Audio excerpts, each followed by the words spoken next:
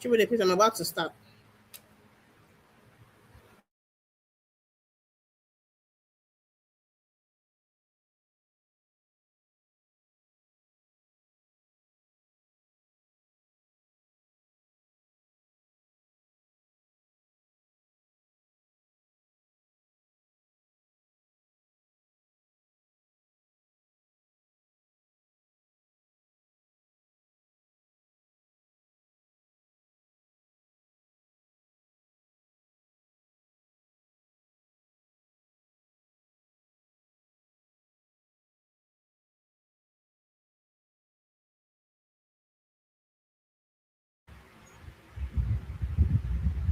Hello, hello, everyone.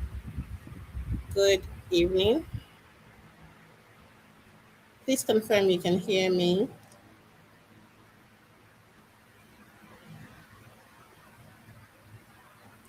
Thumbs up. Let me just check now and confirm if everyone can hear me.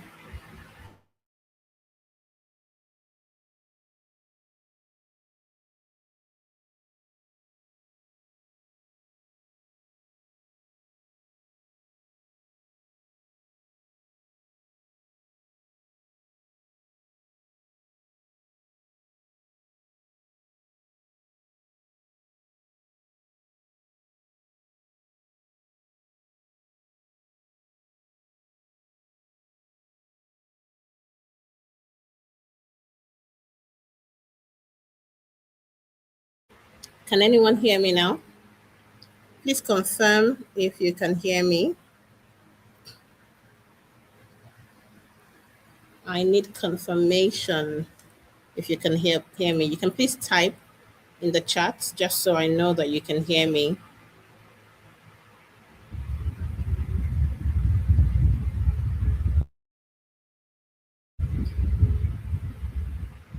Admin, can you also help me confirm that everyone can hear me and then we can start?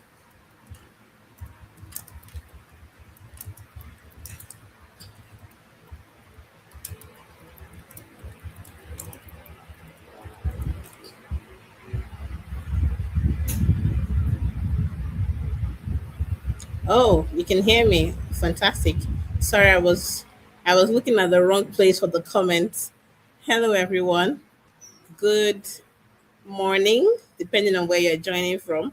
Good afternoon, again, depending on the region that you're joining us from. Good evening, again, if you're if you're joining us from the Nigerian and WAT regions. I am super excited to have every one of you on this call. Just before we get into the meat of the conversation today, I'd like to you to please share this link to your friends that are in the medical profession, that are healthcare professionals. You can also share with healthcare consumers. That's everyone who uses healthcare in one shape, form, or the other. Because tonight's conversation is multifaceted. It's important that healthcare professionals understand why we're talking about this. And it's also important that the healthcare consumers understand why this is important for healthcare providers. So please go ahead and share the link. You can share across your social media platforms. And then I will give you just 1 minute to do that. And then we can come back and have the conversation. I am excited. I don't know how many people are excited with me. You can tell in the tone of my voice. And I'm really excited to finally be having this conversation because this is one of the conversations that we don't like having in healthcare. This is one of the conversations where we try to avoid it when it comes to healthcare. Everybody else talks about burnout in the way that it affects them, but when we get to healthcare, it becomes something that we hush about, or we don't want to talk about, or we don't want to highlight what the issues are. But we're going to demystify this concept today and hopefully find solutions for everyone as we get in the conversation. So, just a couple more seconds. Go ahead and share the link to your friends, invite them, and let us have an amazing, amazing conversation. If you don't already have your pen and paper, please go ahead and get your pen and your paper, or you can go ahead and get your yeah, some people who are digitally inclined, go ahead and get your notepads and your um, phones so you can take some notes, because I just don't want this to be a talking conversation. I want it to be interactive. I want you to leave this session fully loaded with knowledge as to what you need to do going forward when it comes to managing burnout and driving performance. So, for those who were here the last time, let me see, show of hands. I was here at the last webinar that Judge Index had. Let me see who our faithful loyals are. If you were here at the last webinar, let me know. Type in the comment section I was here. And if you weren't here, it's fine. I just want to know the people who are following us on the journey that had been here from the first webinar. Okay, one person. Yeah. Any other comments? I'd like to see who and who has been on this journey with us, as the case may be. Okay, so for those who did not join us the last time, I'm just going to do a very short introduction um, before I start. My name is Nkiru Kaokere, and I'm the lead partner here at Judge Index Limited. And Judge Index was born out of the need for us to drive quality management conversations in the healthcare space.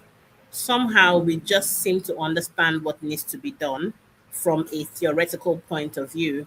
But when it comes to service delivery of healthcare as a service, we seem to have been falling short of this. Many times, not due to reasons that we can control, but sometimes due to reasons that we can control. And I realized that we had a knowledge gap in this space, and Judge Index is here to help manage and fix that gap where necessary. So today we are, oh, thank you, at Chanda Kamoto. Thank you so much for joining us last time and for seeing you again here today. We are so delighted to have you. Today we're talking about performance without burnout. And I just want to confirm, where is everybody joining us from? Thank you, Chanda from Zambia. Thank you so much. Oh, Indifreke, thank you. I'm happy to see you again this time around. Just let me know in the chat comments where you're joining us from and maybe what you do. I think for me, it'll be quite interesting to understand the um, demographic of people who attend our webinars, just so we can see if we need to tailor maybe role specific webinars or sessions for the different roles that we have here. So let us know where you're joining us from, and let us also know what you do. And then we'll take it off from there. But thank you so much to everyone who's joined us the last time, and for everyone who's joining us again this time. And if you're joining us for the first time here, thank you so much for deciding to spend your evening with us. I hope it's going to be worth it for you. And I'm looking forward to your feedback as we do engage. Thank you so much, Indifreke from Lagos. Thank you, Chanda from Zambia. Okay, I'm going to jump right in. And please, as you join in, you can just drop where you join us from and then what you do, so we can take note of that statistics. And I'll be sure to say hello to you once I see you drop a message. Today, we're talking about performance without burnout. And this topic had been quite critical in terms of the list of conversations that we need to have. A couple of weeks ago, I was on LinkedIn and I was reading through some articles about healthcare professionals in the UK. Some of them, you come back from work, you sleep, and they don't wake up. We also read another article of someone who slumped at work and she passed away. And it's becoming a tad too often, this burnout conversation. And I thought, you know what? Let's spend some time and just break the back of this conversation. So, we will be talking about performance without burnout, the healthcare, the healthcare professional's mental edge. When we did send the link for registration, we asked a couple of people, what they would like to see, what their issues are in terms of their healthcare um, challenges, where they work. And we got some interesting feedback from that conversation or um, from the questions that was asked. And I'm hoping that as we go ahead and engage these conversations, that the answers to some of the questions that you have sent in will be provided. And where you still need a lot more clarity, please let us know so that we can organize, even if it's a specific session to address your own specific needs. Please let us know. Thank you so much, Chanda, Provincial Coordinator, Howard University. Oh, awesome. Thank you so much. Grateful to have you here again. So we're hoping to answer every question that comes through with the conversation that we have. And so if in the course of this session or the next webinar, your questions are not answered, please do let us know. We want to try as much as possible to be able to address all the concerns and all the questions that we receive from everyone that registers for any of our webinars or for any of our events. And I'm really hoping that it would be a worthwhile session for everyone.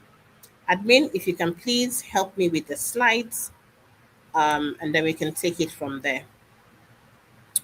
So I was looking at the global statistics when it comes to burnout and what the reality is where we sit. We looked at a couple of articles when it comes to this conversation of burnout. And with the meta analysis that we saw, and with the articles that were reviewed, we did see that out of 215, well, about 215,000 healthcare workers that was studied, we realized that about 39% burnout rate was prevalent in the cohort that was studied, which means that one in every three healthcare professional is affected. If you have three doctors standing side by side with each other, one out of those three doctors are affected. And it's quite a significant number when you look at the entire pool of healthcare professionals that we have globally. I don't want to make the mistake to narrow this number down to region specific numbers or rates or country specific numbers or rates. But I can tell you off the top of my head that Africa really is the most affected when it comes to these systematic issues. And that's why the burden for us to find ways to fix these issues is so pressing with what we do and with how we manage what we do. Now, if you look at COVID 19 and the impact of COVID 19 generally, you can see how we moved from a system of, yeah, healthcare systems had that pressure in terms of how we really delivered healthcare. But COVID 19 came and created a lasting damage in terms of how these pressures were being managed. And then we literally saw burnout rates climbing significantly, way above pre pandemic levels. And now, with COVID 19, what we've seen is that we have established, or the healthcare system has now established a new elevated.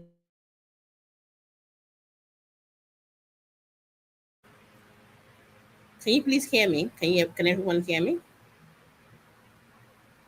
Yes. A new elevated baseline for healthcare workers has now been established post COVID 19. And it is significant for us to note that if we're going to be healthcare professionals functioning effectively in this new age, then we need to address burnout as a direct conversation in line with performance of our everyday work. It cannot be ignored. We cannot move past burnout as something that, oh, I'll manage it, or oh, I'll work my way around it. We can't treat it as that anymore. Now let's look at a 2024 snapshot of the current situation in the healthcare space. Um, as at 2024, we've seen about 43.2% burnout prevalence in physicians, and this has remained a crisis despite the fact that this number has improved from what it was in 2023 globally. Now, nearly half of the doctors that have been examined in some of these studies that we had looked at experienced burnout in 2023, in 2024, and it is now affecting much more than every one in two physicians. Now I'm bringing it back home to Africa. And so when you look at these numbers, you're asking yourself, with the prevalence of burnout in our healthcare systems, who suffers the most? I can give you two sides of the coin. Yeah. One part of the people who suffer, obviously, are the patients. The other side of the people who suffer are the families of physicians. Because guess what? If you are burnt out, you are also not effective when you go back and try to function outside the workspace. I remember speaking to a friend of mine who's a medical doctor, and he said to me, Kiruka, I don't think that I've attended a social function in the last couple of years.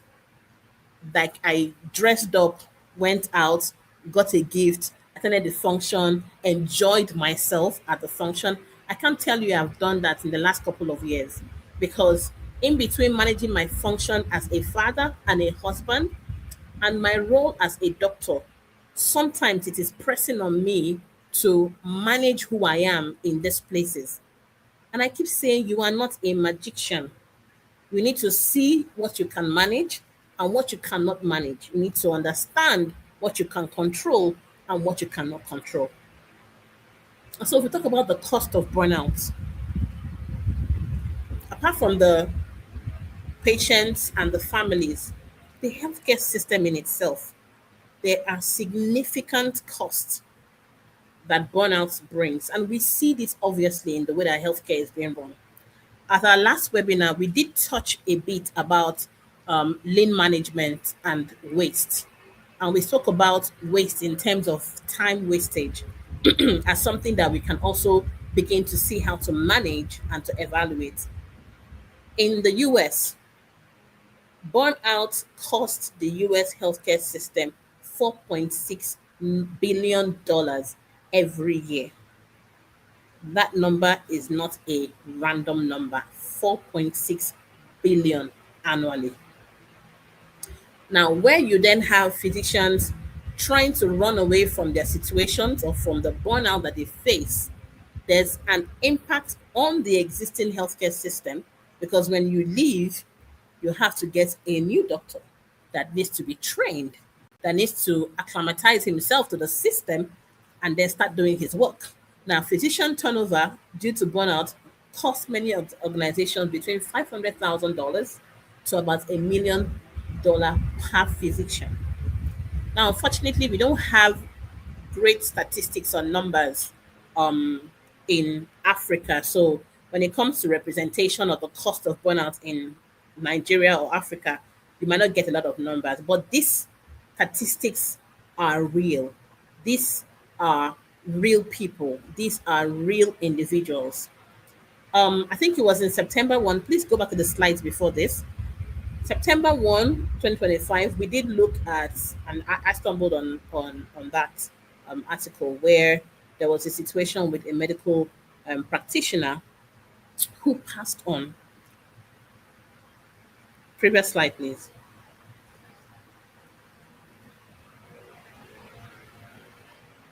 Can you get the slide, please? Thank you.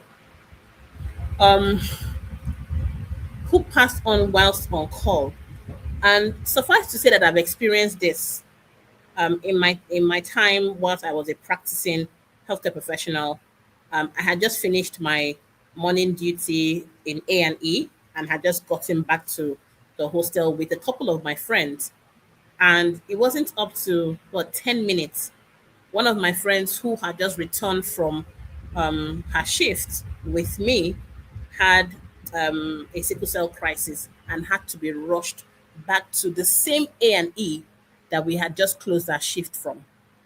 And guess what? She died within 6 hours of being in A&E. Many times when we hear these death stories, it doesn't come to us as a shock. And I'm saying this as healthcare professionals because somehow we've been conditioned or we sort of managed the to deal with grief and people passing as a normal thing because of the kind of work that we do. But we cannot continue to allow burnout in the way that we see it lead to the death of people who are supposed to contribute to the growth of the healthcare system. If this is not fixed or managed, we will have situations where we don't even have healthcare workers at all to do the work. And we saw this incident also happen in River State with Dr. Femi, and this is in public domain. And for many people, the questions around that death was, how did it happen? How could it have been managed? Why was this not spoken about before? Was anyone paying attention? Did he call or cry out for help? Was there something we could have done different to make the outcome different?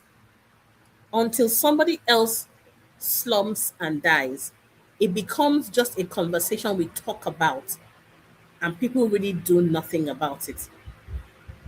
And when these things happen and we highlight the consequences of burnout, you can see exhausting work hours as something that is significant to be spoken about.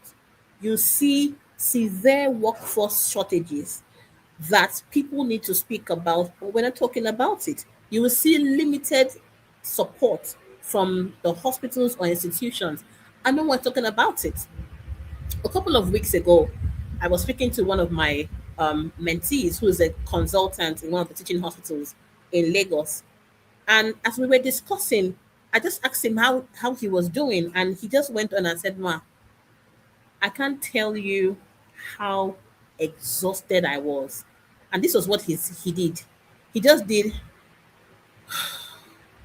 you see, that sigh, it felt like it was the first time he was actually taking a breath properly, a deep breath after a prolonged period of time. And then I asked him, what is going on? Two of them in his unit, one of them is pregnant and has gone on maternity leave. And he's having to do all the calls, he's having to do emergency, he's having to do this. And because as medical professionals, there's also the oath that you've pledged to patient well-being. You are drawn in between how can I be and provide the best medical care for my patients and still look after myself. The truth is, if you don't look after yourself, the patients will have no one to look after them. You cannot give what you don't have. And for too long, people in the medical profession, doctors, nurses, lab scientists, people in diagnostic centers, everyone has been running on overdrive. We've been running on autopilot. Things need to change. We cannot keep doing the same thing and expect different results. Burnout is real. Burnout affects people. Burnout affects you and I. Now, what people don't tell you about working in healthcare is that I remember when we're growing up, people used to ask, so what do you want to become when you grow up? And there were three things. I want to become a doctor, a lawyer, or an engineer. And if you're not going to be any of those three things, you're not serious with your life. People saw being in the medical space as a sign of responsibility, or someone who's in this space has responsibility. Someone in this space, you know, has some expertise, but many times they don't see the pressure behind it. Now we stumbled on this real life case study um, by Dr. Ngozi Onya, who's a wonderful, wonderful mentor, Pillar Memorial. And I will give you some time to read through. And it was quite critical that we put this conversation on here. And the summary of this is people are succumbing to pressure from burnout. I saw this in a WhatsApp group and it resonated. We are not losing doctors to money, we are losing them to emotional exhaustion. A few years ago, a fellow in my unit quit medicine, like quit medicine. Top ranker, gold medalist, brilliant hands. He did not fail. He walked away. He joined an MBA program, and when I asked him why, he said something I will never forget. He said, "Sir, I can handle long hours. I cannot handle losing people and then being blamed for it." Another story, a junior doctor I knew did not quit. He died. How? By suicide. After months of ICU duty, litigation threats from a patient family, and public humiliation on social media, there was no headline, no panel discussion, no primetime outage, just a quiet funeral and a department that moved on the next morning. A third one, a surgeon in his 40s, successful, established, one complication, not negligence, not recklessness, a complication. It spiraled into legal notices, online abuse, political interference. He now runs a wellness retreat in the hills. He says he sleeps better. He says he feels lighter. He says he does not miss the operating room. That sentence in itself should terrify us. We keep telling ourselves that the system is fine. It is not. Across India, across the UK, across the US, doctors are leaving clinical medicine practice. Some of them go into administration, some into startups, some into pharma, some into tech, some into complete silence, and some into graves. We don't talk about that enough. Medicine demands competence, but it survives on emotional resilience. And that resilience is being crushed, not just by workload alone, but by distrust, by constant suspicion, by assumption that if the outcome is bad, someone must be guilty, by the idea that doctors must be perfect in an imperfect biological system. I will allow this conversation sit with you for a second before we move on. How did we get here? How did we get here?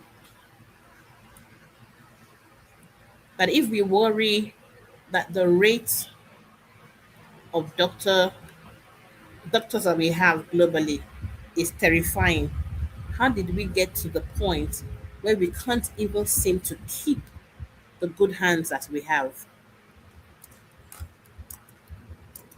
How did we get here? How can we change this situation?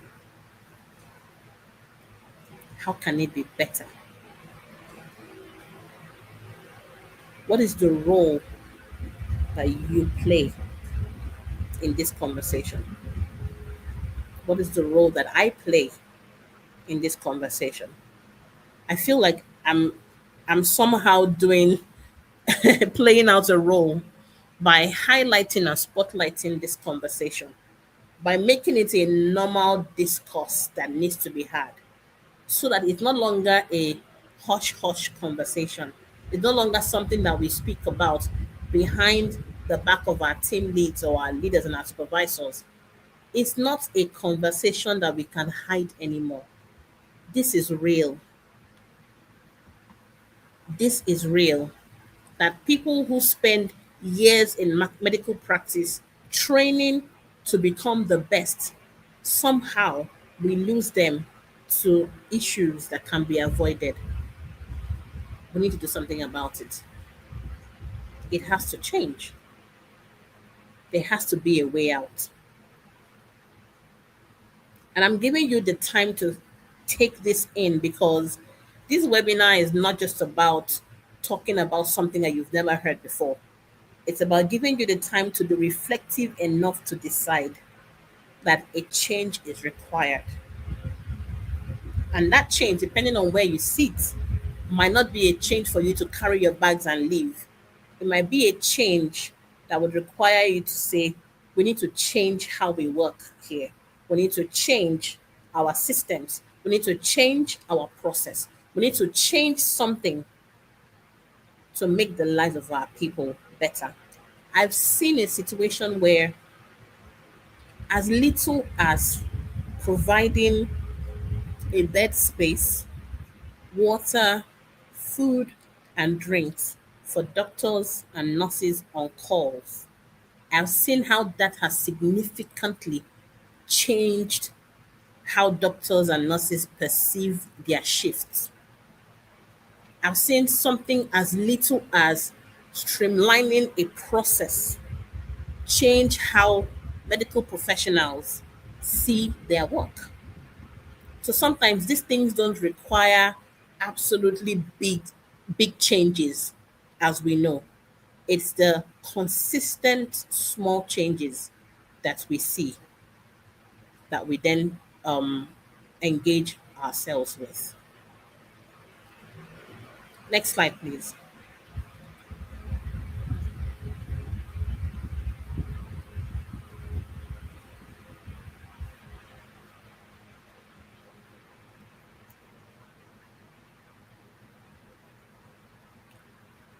Next slide, please.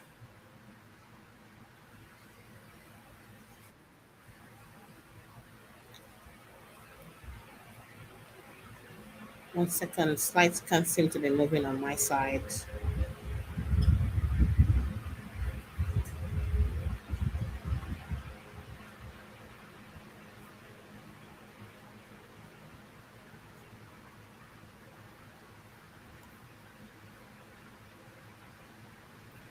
Just give me 1 minute. Okay, I can see them now. Thank you. So the hidden reality that we know, when people say this person is a doctor, the honest truth is that they don't just carry the badge of being doctors, they actually carry the badge of being doctors and being more than doctors. I see this every time.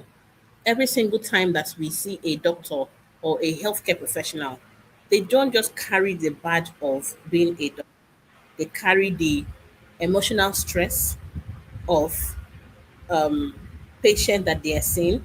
Somehow, as you are engaging your patient, you become a therapist for them because they tell you about other problems that are not just what they've come in. They tell you other stuff. People don't see the long shifts and limited resources that doctors, nurses, healthcare professionals have to deal with. People don't see the high expectations and demands that comes from patients and their families. People don't see the constant pressure to perform. Now, in the midst of all of this, more than half of these doctors are either writing some exams or doing one thing or the other. There's still the need to live their lives. Behind that professional is a human being. I'm going to ask everyone a question now, and I want you to please interact in the chat below. Please get your keypads ready to interact in your chats, in the chat below. Because I don't want to speak above our heads. I really want us to be real and be honest with what we're talking about tonight. In the last week that you've just had, how many hours did you work? Honestly, if your supervisor is here, please don't worry. He won't know, he or she won't know that it's you. In the last week, this week that just passed, let's not go too far. In the last 1 week, how many hours did you work? You can type it in the chat box. 40, 50 hours, 50 or 60 hours, or maybe more than 60 hours. How many hours did you work? Trying to see if I can get the comments as they're coming through.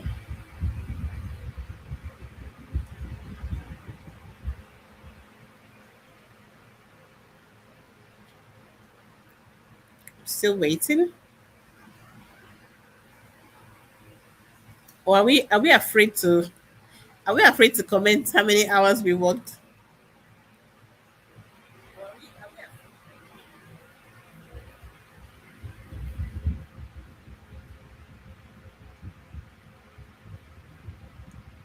B, 50 to 60 hours. Okay. I'll still like to see more feedback or more comments.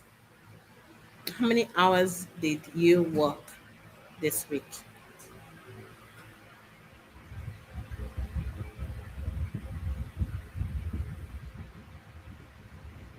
Hmm, about 60 hours. Okay. B, 50 to 60 hours. Okay. Thanks for the feedback. Yeah, thanks for the feedback. I can see the comments coming through. I think that there's a healthcare performance trap that we've been plugged into consciously or unconsciously. We've seen that healthcare professionals are trained to be resilient, trained to push through pressure, trained to prioritize patients above everything else. But I know too well that resilience alone cannot sustain a broken system. And more than half of us are currently working in a broken system. We constantly are trying to find and put our head above water in this broken system. But something has to change, something has to give, something has to be improved. We need to get to the point where we are asking ourselves, how can it be better? How can we be better in this quote and unquote broken system that we experience? So, to the big question that we've seen and that we ask all the time, why does burnout happen? Because people have also attached burnout or the feeling of being burnt out as a sign of weakness or a sign of laziness. No, it's not the same thing. Burnout is not a sign of weakness. Burnout is not a sign of laziness. Burnout typically happens when there's a gap between the demand that is placed on healthcare professionals and the support given to them by the system. I'll say that again. Burnout typically happens when there is a gap between the demand placed on healthcare professionals and the support given to them by the system.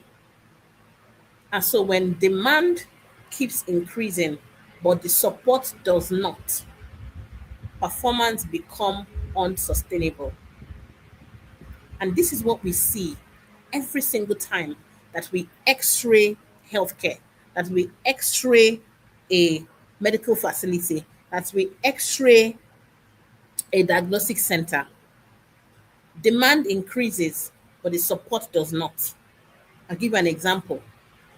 A doctor goes on mat leave for a unit that has hundreds of patients you see every week. Even with the two doctors in that unit, you are even short staffed. And then one person, for some reasons, go on mat leave and is out for another what, 6 months plus. Somehow, the system expects the one doctor who is in that unit to perform excellently as though there were five people there. Burnout will happen. Burnout happens when the demand placed on professionals and the support provided by the system does not match. There's an increasing demand, but support is subpar. Burnout occurs in this middle space. And we must start to pay attention when they are increasing demands and putting appropriate support with each demand that we agree to take on. And so I'm going to ask you all another question.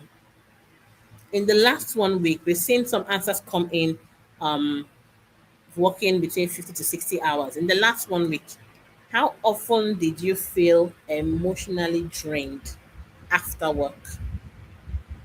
How often did you feel emotionally drained after work? Rarely, sometimes, often, almost every day. How often did you feel emotionally drained? I want you to talk to me because I need us to see that this conversation is not just a theoretical construct. It is something that we are facing every day. I see your feedback every day, almost every day, almost every day. And now maybe I'm going to be honest, as I always am, to say that if you live in Africa and you see the economic situation of Africa, it also doesn't help to experience burnout in the work that you love so passionately to do and still come back outside the workspace and still experience poor services in different areas or in different aspects of what you do. So I'm going to talk about the three burnout drivers that we've noted.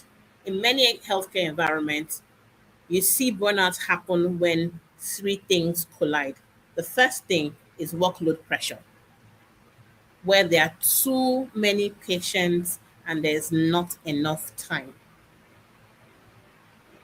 Too many patients, not enough time. That's the first one, workload pressure. The second driver that we can see is emotional pressure, where there's the constant exposure to suffering and difficult decisions. I'm going to stop here for a bit and give you a story that I always talk about when I speak on constant exposure to suffering. One of the places where I had worked a couple of years ago, a teaching hospital, we had allocation for dressing packs, sterilization packs, and all per unit or per department. And somehow I realized that what used to be allocated as what, 4 or 5 packs, no, I take that back, 12, 15 packs based on the number of patients in the wards had moved from that to 2 or 3 packs.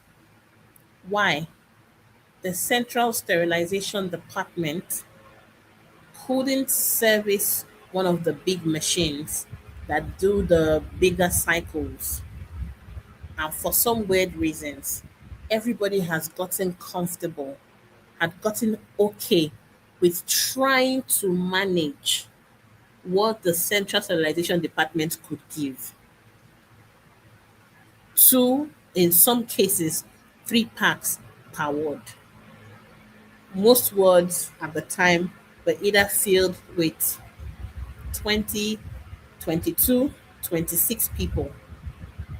And the big question you want to ask yourself is, why is the exposure to suffering in the medical space now galvanized as something that is okay to accept? The bare minimum is that you should have what you need to do your work. And that's why when I speak to um, political offices many times, we're not asking you to do us a favor. We're not asking you to help us feel like gods. No, we're asking you to do the the most critical thing that should be done in any healthcare facility, which is ensure that healthcare professionals have the tools that they need to function or to practice every time they make a commitment to show up at work. But what happens is, and I remember at that time, I wrote about it. I wasn't comfortable about it. I wrote to different leaders in the business until it got to the CMD. And now, when it got to the CMD, I was reprimanded by other consultants and people in the business because, according to them, it was not normal that somebody else was talking about this same issue that they have been used to, that they have been comfortable suffering with, that they have been comfortable accepting. It wasn't okay that somebody else at this point was coming to talk about it. And that's why these conversations are important, because it's not just about you and I, it's about everyone in your department being on the same table. It's about everyone in your department understanding what the new normal should be. It's about everybody understanding what quality service delivery should look like and what it should not be. It's about understanding what we should accept as healthcare professionals and what we can't accept. But understanding what we can challenge together as a people and build a system that works. Now, constant exposure to suffering will definitely lead to system pressure where you don't have inefficient processes and there's operational chaos. Now, where a doctor is supposed to see a patient, where you're supposed to come and clock a patient, and you have 26 people to clock on a word, and you only have one person. That's not the only word that you're going to. And you have to do this back and forth. What does that make you feel? It's chaotic for you as a person. So let me ask this question again. What is one word that describes the pressure you feel at work? One word. You can type it in the chat. When you get into work and you enter into your office or you enter into the office space or the hospital or the diagnostic center, what is one word that describes the pressure that you feel when you are at work? Do you feel stressed? Is that it? Or you feel a sense of responsibility? Yes, I'm here to make a difference, to change things, and to improve things.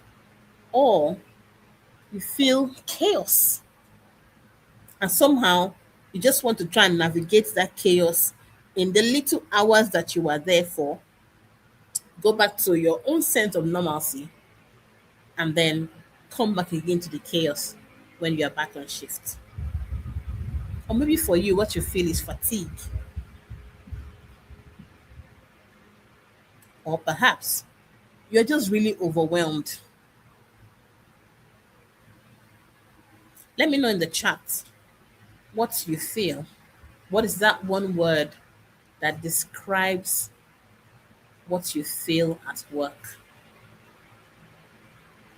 And if you don't have any feedback based on what I've listed here and your response or your answer is not here, please go ahead and give me a response or an answer that you feel when you get to work.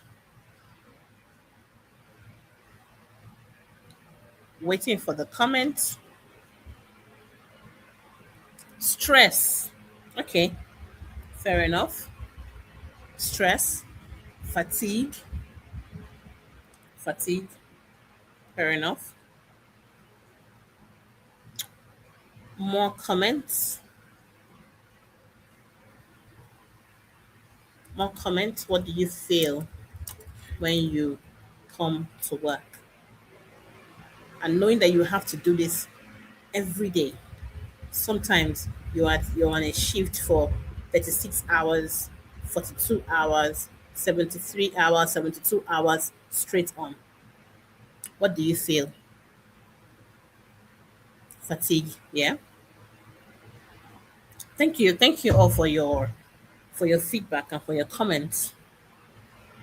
Now if we look at the three phases of burnout, we would use one tool, and I love the Maslach burnout inventory because um it's quite universal in the way that it manages or it measures the dimension that it measures. It measures three core dimensions, and the first one is emotional exhaustion, that feeling of being drained and depleted by work demands.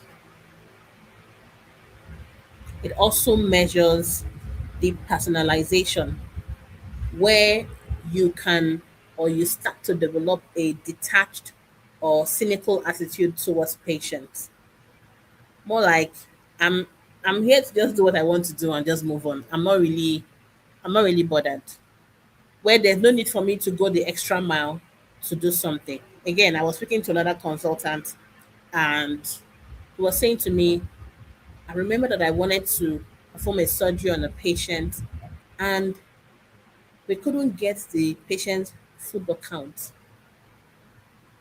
because the laboratories around the hospital, none of them had functional equipment for us to be able to perform a football count. I sent my junior regs two times. I sent a senior reg once to go and confirm and go and check again. Why are we not able to do this football count to carry out this surgery for this patient? And he said to me, Ma'am, the only reason why I went by myself to go and check with this lab organization is because the patient was someone who was referred to me by a friend.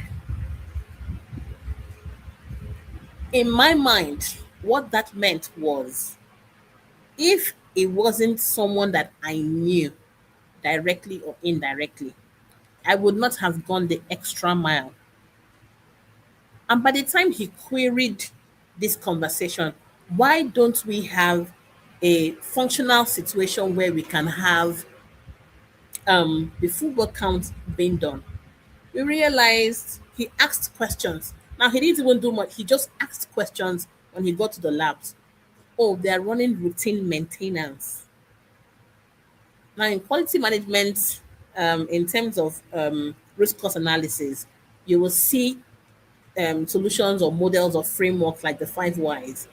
And he asked the question, why are we running routine maintenance on a Tuesday morning when we know that our surgery days is Wednesdays and Thursdays?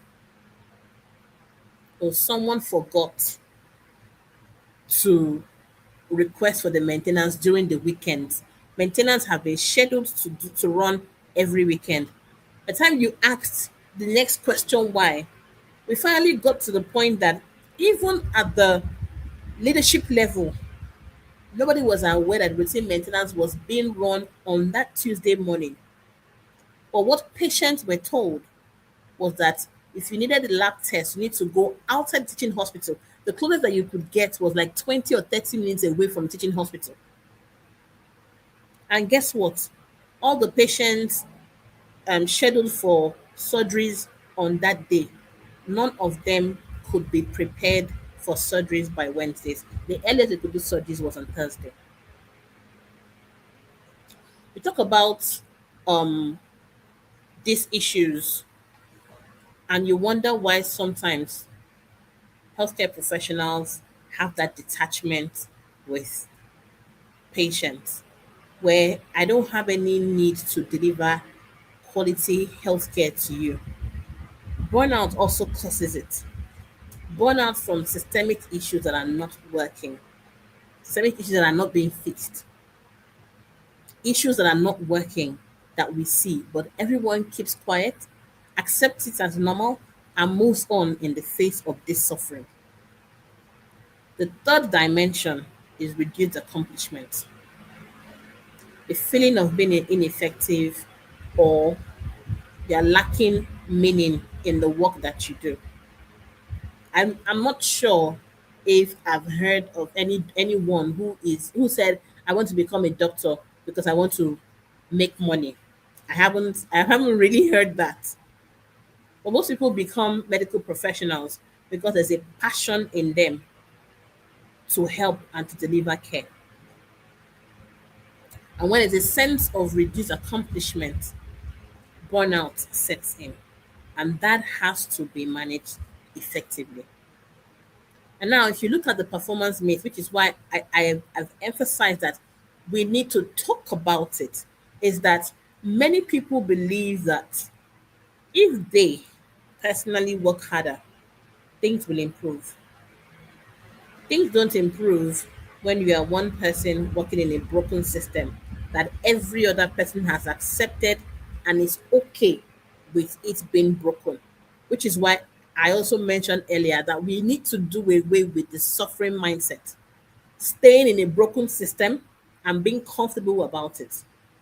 The reason why every one of us have to be empowered with understanding what quality management is and how to deliver it is so that we all know what we need to do. And where we are confronted with a system that does not give us what it is, we can challenge it. Working harder in a broken system leads to more exhaustion, leads to more mistakes, leads to lower job satisfaction. And we have seen this over and over and over again. I have just come from a situation where a colleague of mine, whose sister had a myomectomy done, realized 7 months after her procedure, she has had this unexplained pain, unexplained um, inflammation, unexplained issues, complications. She's been in and out of hospital. And nobody could really understand what was going on until they decided, let's check and see again what this problem is. And we realized that one of the gauze packs from the surgery was forgotten in her when she was closed or sutured back up. Now, of course, when that was noted, the first thing that everybody wants to do, oh, we're going to sue the doctor, we will sue the this, we'll sue the that.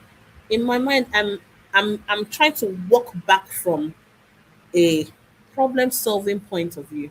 How did we get here? The doctor who did this surgery, how did we get here? When we did the root cause analysis, we realized that doctor had done at least not more than 6 or 7 in the last 24 hours. He'd been doing back to back to back to back surgeries. He, even if he was a robot, even if he was a machine, there's a time where the machines will be required to recharge themselves. More exhaustions lead to more mistakes.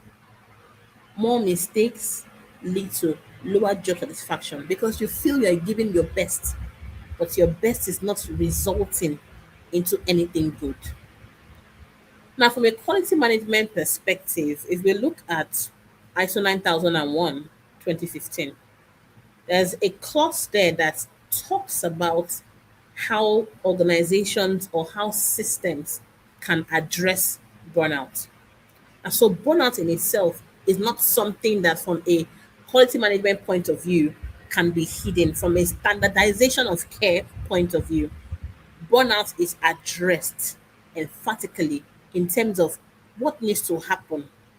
How do you measure the emotional well-being of your staff? How do you provide support for your staff or for your business? How do you drive continual improvement using the data that you have to improve the conditions, working conditions of your staff members?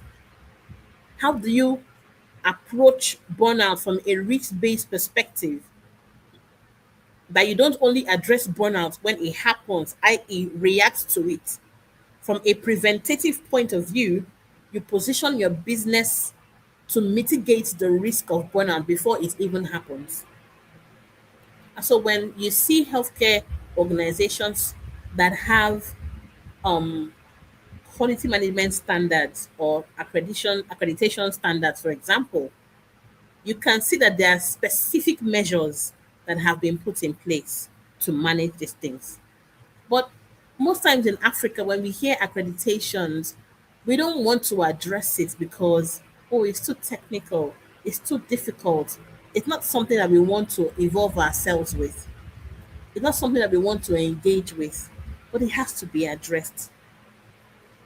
In a functional, ISO certified or safe care business, you should have burnout addressed as a risk. And as with every project in quality management, you follow through with the PDCA cycle to improve what that problem is. The PDCA cycle is your plan, you do, you check, and you act. So if we use burnout as a problem statement and we want to drive or present a burnout management cycle, it will look something like this, where you plan, you assess the risk of your staff members, well-being risk, assess the workload pressures that they face. In some institutions, you see that where you understand that your staff members distance between where they are and where the business or where the hospital is, where the healthcare center is far, there are provisions for a temporary accommodation whilst they are there so that distance is managed properly. There are provisions for other elements in the staff well-being that is well managed and well taken care of. So the first thing first is to assess staff well-being and assess the risk that they are exposed to. Assess what the workload pressures are. And then the next thing under your do is to implement your wellness programs and structured rest policies.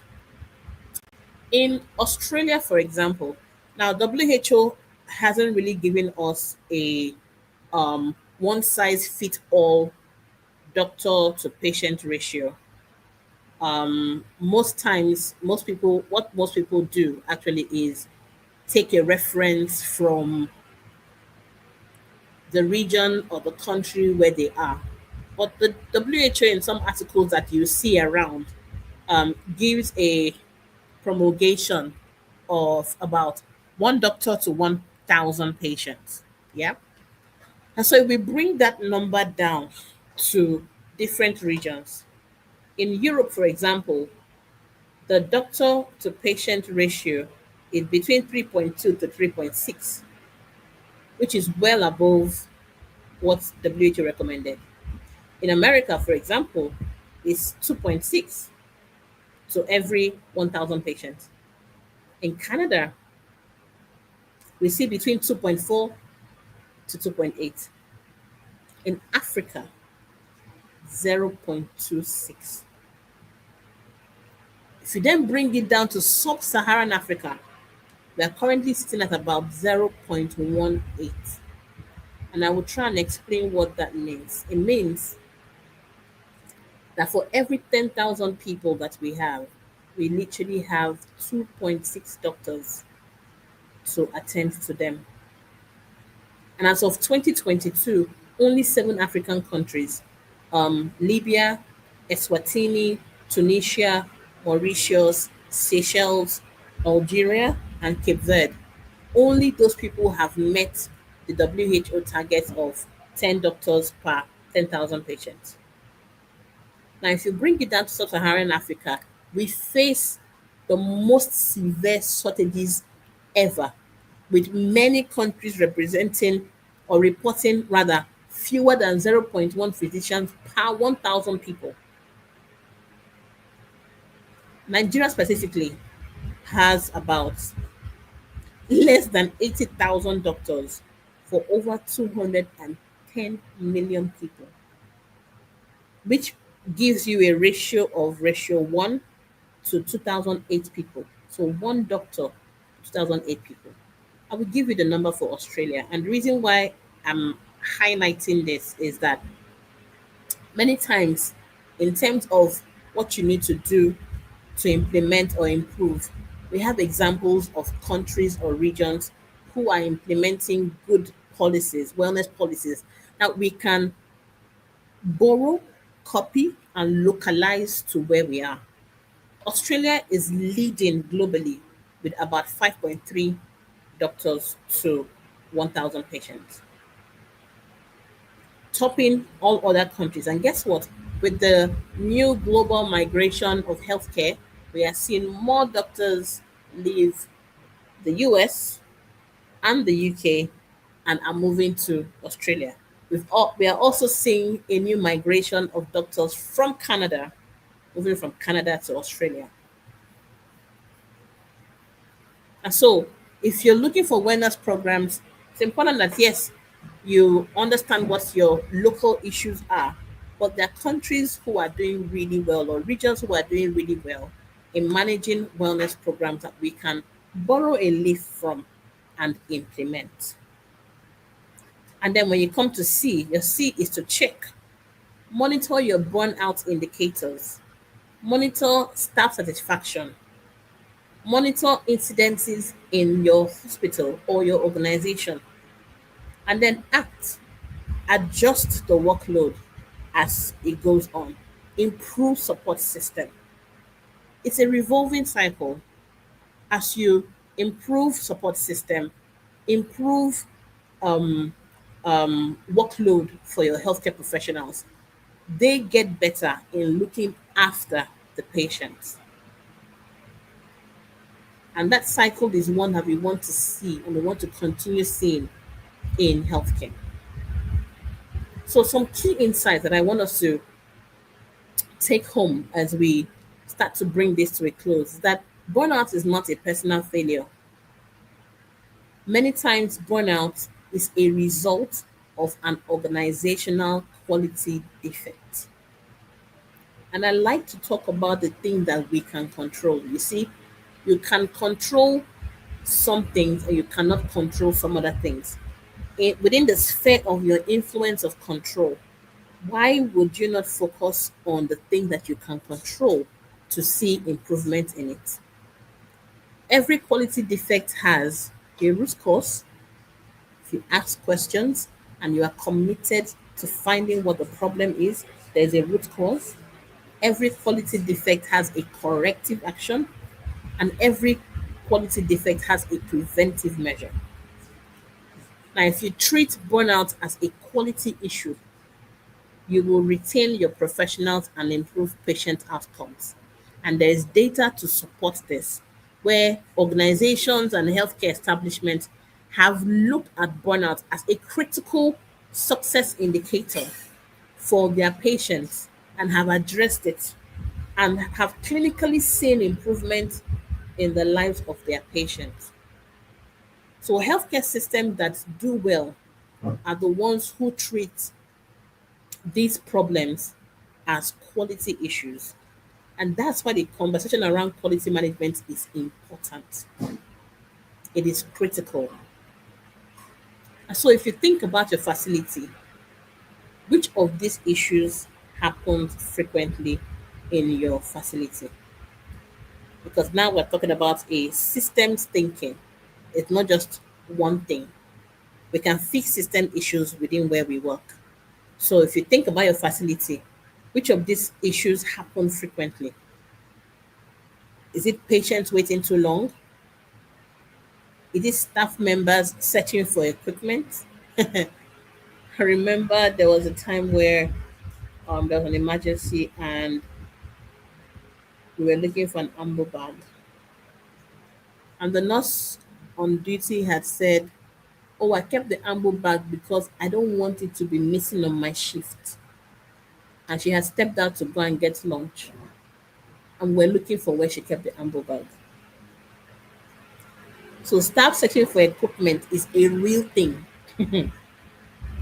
Or is it an issue of repeating documentation because we don't have technological system to support documentation in the way that it can be utilized in our healthcare centers? We are repeating documentation from healthcare professional to the other. No continuity of care because there's fragmented documentation in how we assess patients. Or is it confusion about roles?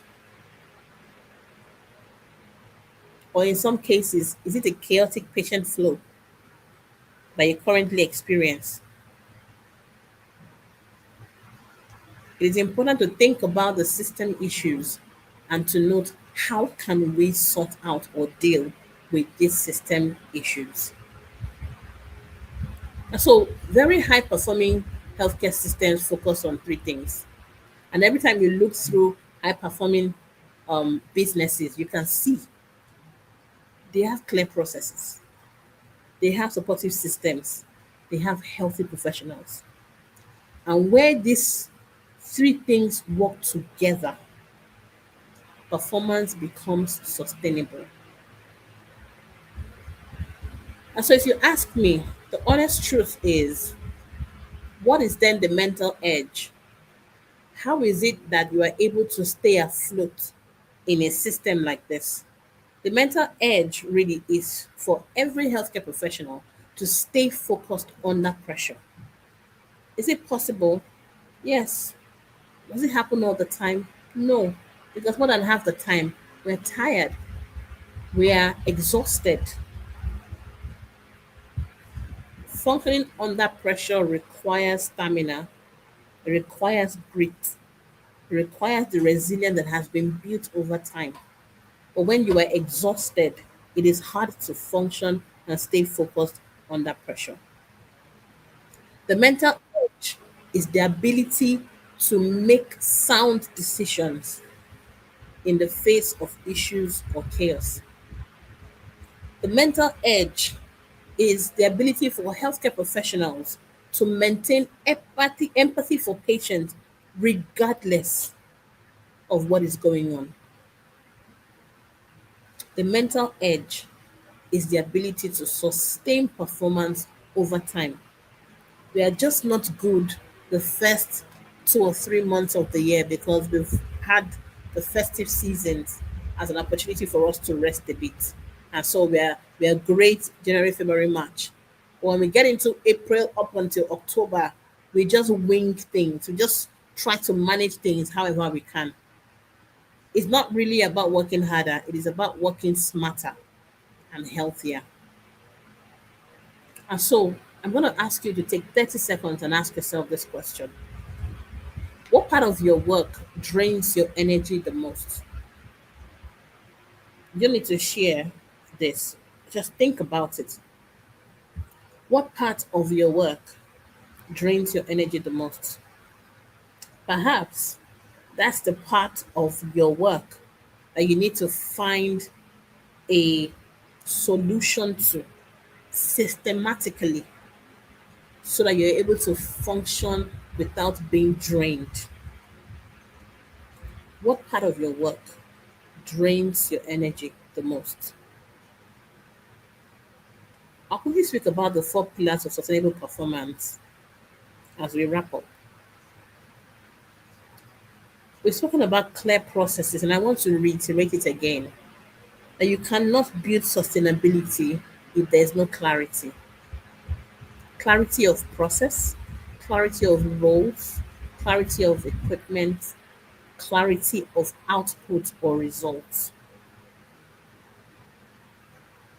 Because quality management in itself is built on the framework of repeated outcomes, repeated acceptable outcomes over a period of time, irrespective of the person who's performing the process or function or duty. And you cannot have that when you don't have clarity in process, clarity in your roles. That's the first one. Second one is control.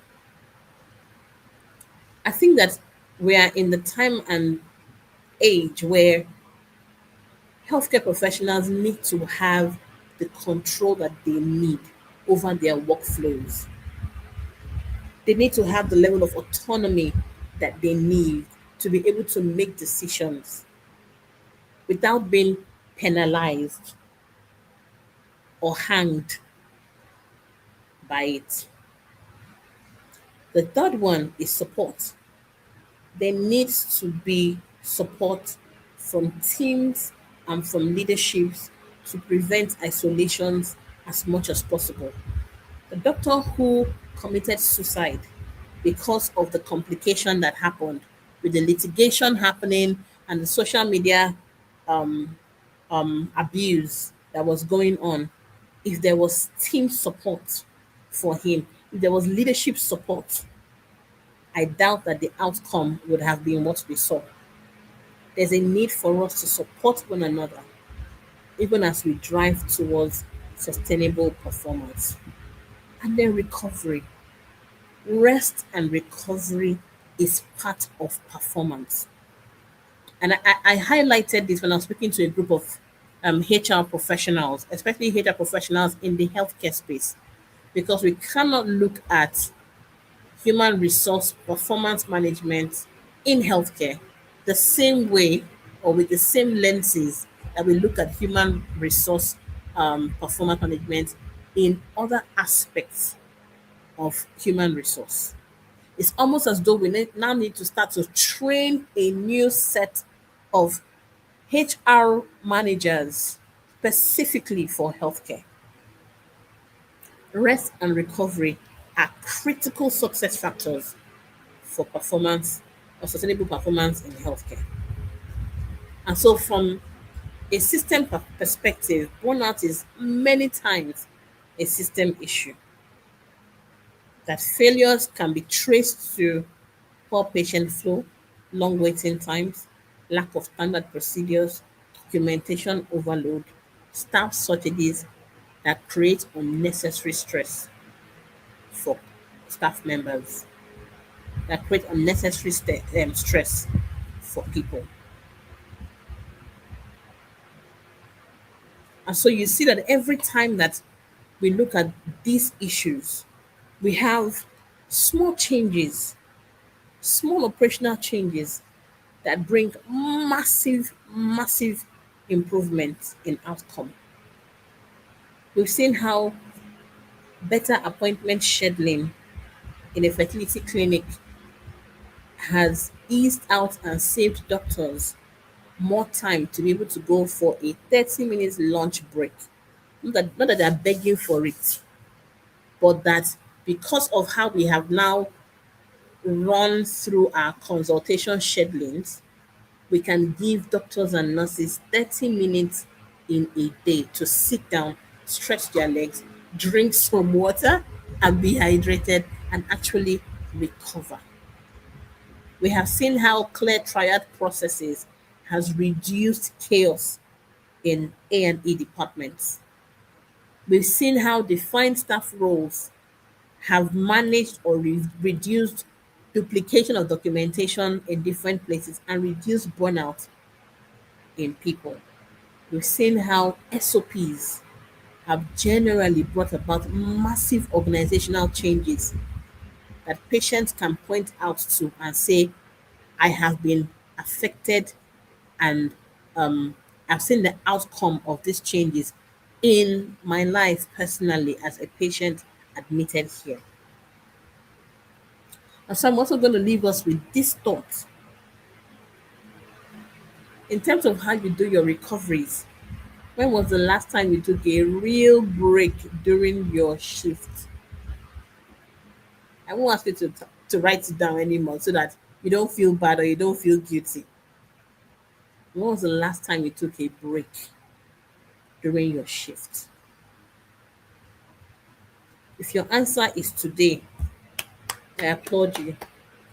If your answer was yesterday, I applaud you. If your answer was this week, well, I still applaud you. If your answer is that you cannot remember, I say please put a firm foot on your process and see how you can manage your schedules to be able to give you time to recover and to rest.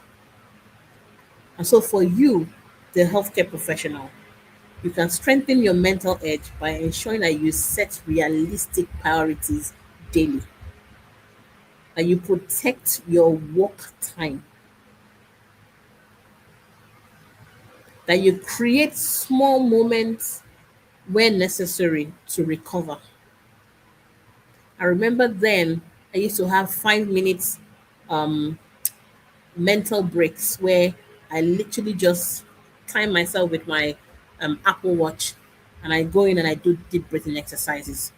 The result and the outcome has been tremendous. Sometimes your brain just needs to breathe. And it can be you go into the bathroom to pee, and whilst you're doing that, 2 minutes, 3 minutes, deep breaths,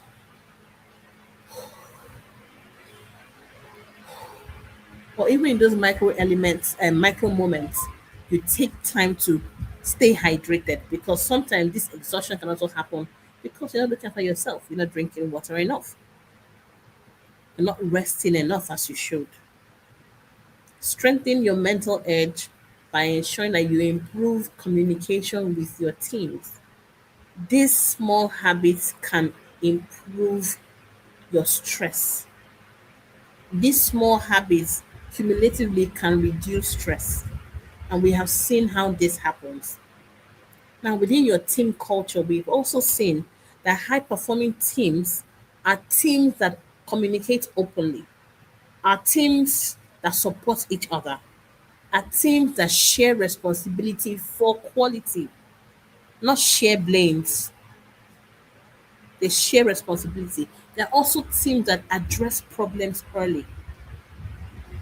I've seen how a business has moved from recording 10 to 15 severe adverse events to not recording one at all in a business. What's changed? Open communication. Before something happens, as it's about to happen, we communicate. Or someone is not feeling fine and they cannot come into work, communicate early so that where necessary, there can be a replacement arranged for the person. Communicate openly. You can never go wrong for communicating, except you don't have a quality management focused team. And where you don't have, you need to strive to ensure that you improve the team culture to be one that has a quality mindset at the back of what they do. Isolation increases burnout. Strong teams reduce it. Now, it cannot go without saying that above and beyond all this, for quality to improve in any healthcare center, there has to be a commitment to it. There has to be a leadership commitment to how we respond to these systemic issues. Healthcare leaders, and if you are here and you are a healthcare leader, you are a supervisor, you are a hospital owner, or you are a founder, or you are a CEO, you are a COO, you have a huge role to play in managing burnout or managing these systemic issues. Leaders must create clear expectations. There's no room for assumptions. There's no room to say, oh, because he trained at Harvard University, he will likely know what to do. No room for assumptions.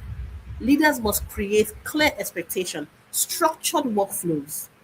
It has to be clear that when someone who is trained from Unilag comes into your healthcare center and someone who's trained from Harvard, because you have structured workflows, everybody aligns to what the specified outcomes are. Leaders must create supportive environments for their workers, for their healthcare staff members. You're not doing them a favor by providing a supportive environment. It is compulsory.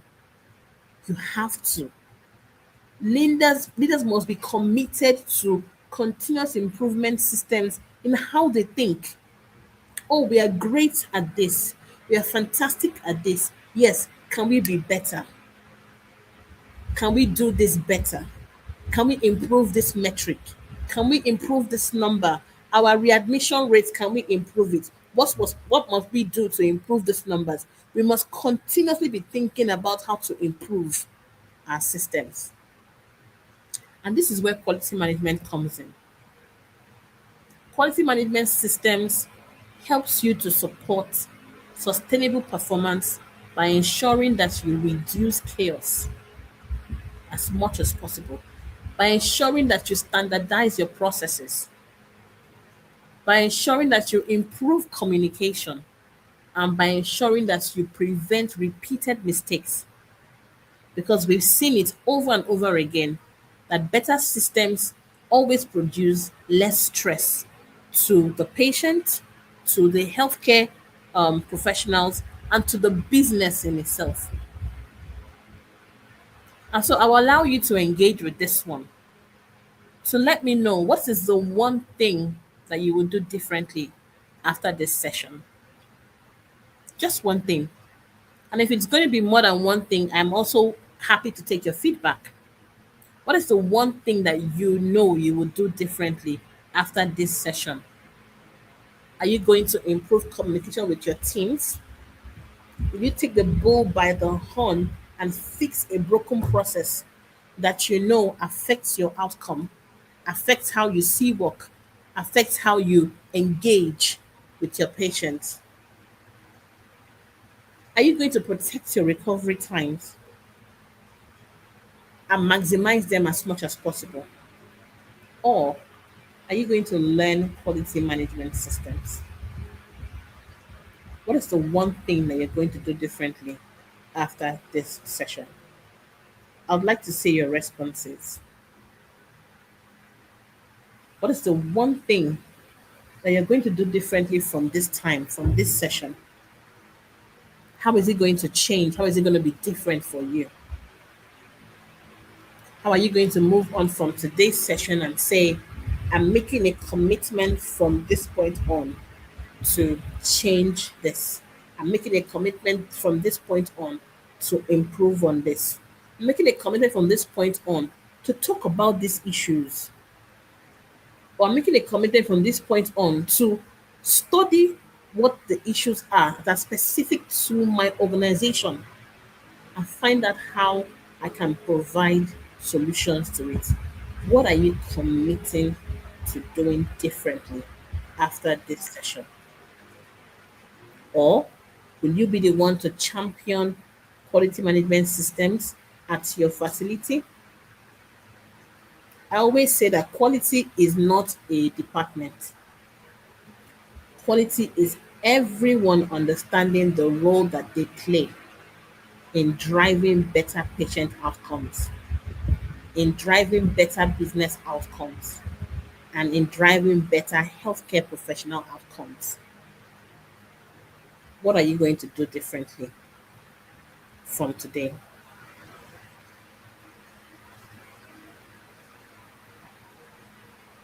And this is where we come in and the work that we do at Judge Index. This is where we come in and we engage healthcare professionals and healthcare organizations, supporting them to build systems that work. Systems that work in terms of quality care, in terms of building efficient operations, in terms of building efficient staff well-being programs or wellness programs, as the case may be, in building sustainable performance.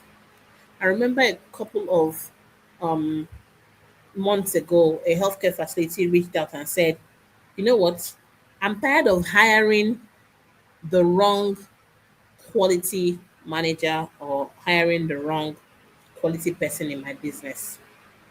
Can I give this responsibility to Judge Index to say, help me hire a quality manager, but just at the back of hiring this quality manager, I want you to train the person on quality management before the person comes into our business. I want the person coming into our business with a full understanding of what quality is and how to support my business. That is also a way we can help organizations in ensuring that for the staff member that you want to bring on, there's already a baseline knowledge of quality management and what they should be delivering. We come in and we help you, guide you to build strong quality management systems that actually work and improve patient outcomes, that actually work and help you drive operational efficiency. We also do the trainings for healthcare professionals and teams on quality management, compliance, and ways to drive continuous improvement. Most people know us for audits and quality assessments, where we perform structured audits and evaluations to identify gaps. So we have different classes of healthcare businesses who already have an existing um, quality management system, and they will say we want an independent eye to come in and just help us assess and see what we are doing to see if we're doing it well. We also have some organizations that say, oh, please come in. We don't really have a strong quality management system. Come in and help us support the quality team in helping them build what they have. And then we have some people who don't even have any quality management systems at all. And they say, please help us to build and develop a QMS system that we can implement specific to our organization. And the goal with everything that we do is to support healthcare businesses, healthcare professionals to be able to deliver safer healthcare every single time.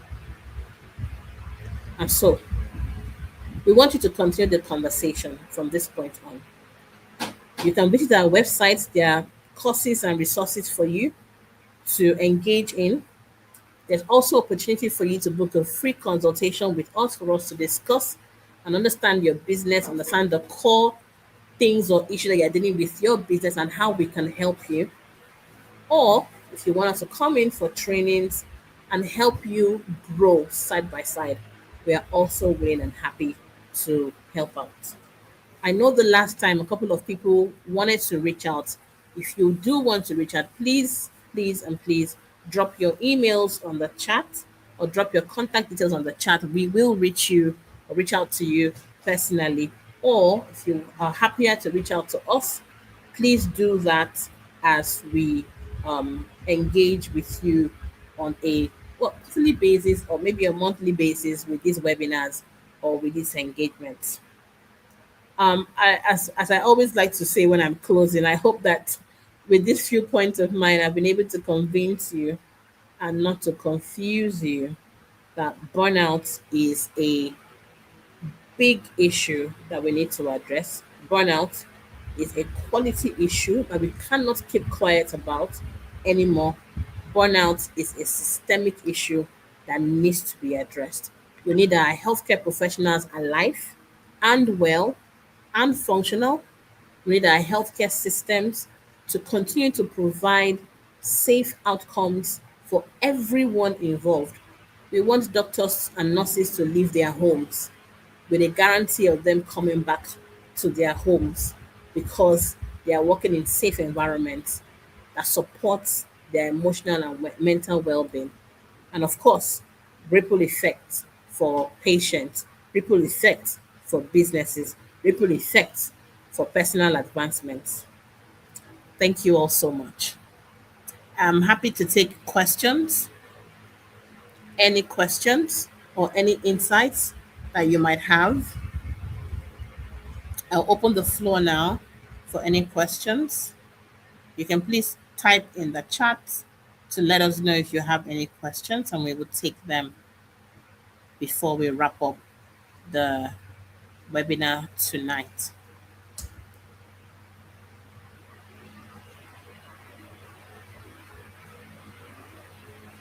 I'll wait for your questions. Any questions Any insights, any contributions, any aha moments that you've received from these sessions and you want to share?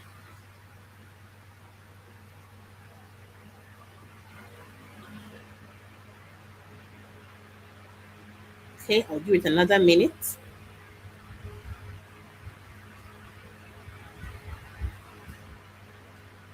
Admin, please help me check that I'm not missing any comments. In case any comment has come through privately to you, you can please share them with me.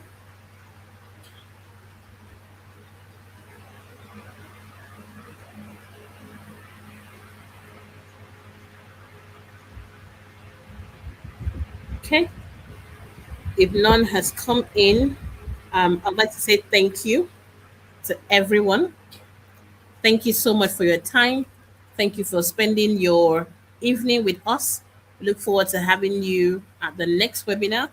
Or if you want to reach out to us, look forward to speaking with you at our one on one engagements when you do reach out to us.